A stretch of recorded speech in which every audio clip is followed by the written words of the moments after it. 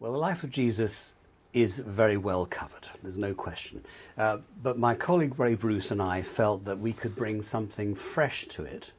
And this program was a deliberate attempt to really go through all the places in Israel that were mentioned in the Gospels, but from a historical and archaeological point of view.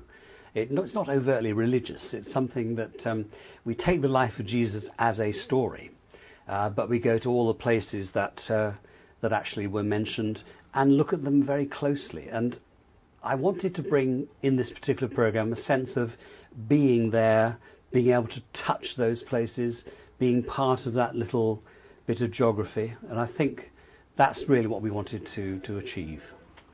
The aerial footage in this program, I think, is crucial to that feeling of taking the viewer right up to those places, to Migdal, to Jerusalem, hovering over those extraordinary buildings and over all those different sort of areas. I mean, just look at that lovely footage of floating over the Valley of Death and seeing that incredible pathway right at the bottom, the old pilgrim's route, which we never would have had time to get down and see and give that perspective properly, but just one aerial shot revealed from a particular bluff of rock. It said it all. It was so beautiful.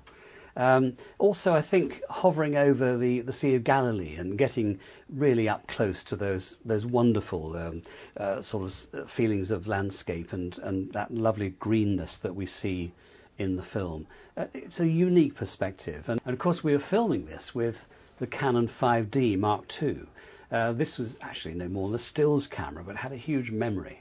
And because it was so lightweight, we were able to get really quite low and get those wonderful feelings of being right at that point. I really hoped that the viewers would gain that feeling of being right in the place where we were featuring, where we took them to. I've always felt over many years of making historical documentaries that it's not only important to learn about a place, but also to be able to touch it. Not literally, clearly, but when you're filming archaeology, you want to see what the dirt looks like. You want to see what the rock looks like, where the inscription is. And so getting the viewer to experience that as closely as possible, but equally to see it from the air, which is stunning. See the shots floating over the wonderful remains of the palace at Caesarea. It just is breathtaking, and I really hope the viewers responded to that. I mean, I didn't know a great deal about the life of Jesus before I started this program. I'd done religion at school and scripture classes. I'm not a very religious person, but looking into the life of Jesus as a man from the perspective of our experts like Father Jerry Murphy O'Connor, who has studied the scriptures for decades, to hear what he had to say, to hear what other experts had to say, it really brings the whole thing to life. It's an extraordinary privilege for me to actually have the opportunity to go into such detail, and one cannot possibly fail to be impressed, not just what Jesus achieved, but of course what he was actually doing at that time, just being a person, being a normal working man, until he actually started his mission. I think whilst I was making this film, I was very deeply affected by two experiences.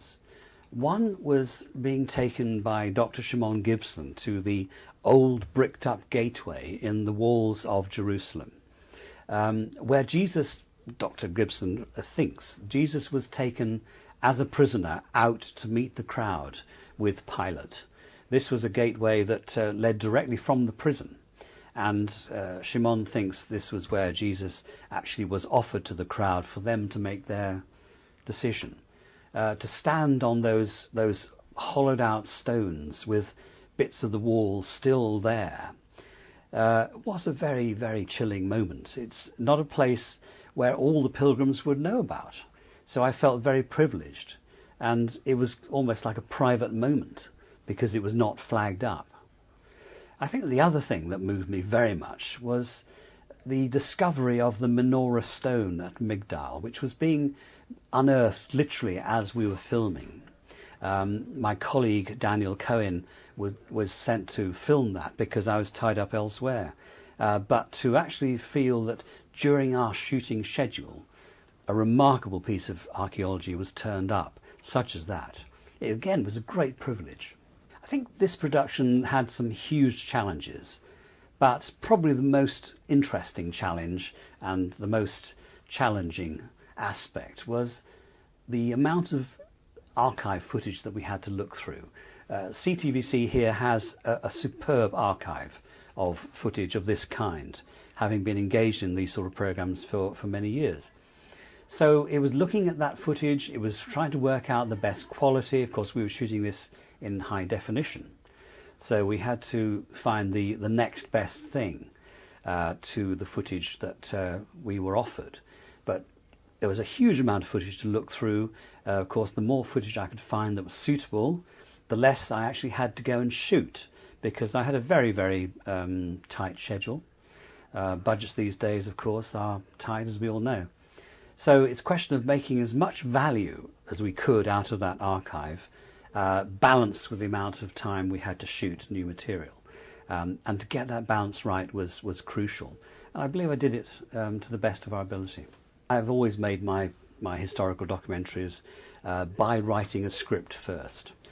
We don't really do storyboards like feature films do, because we're not really looking at such a careful pre-production phase.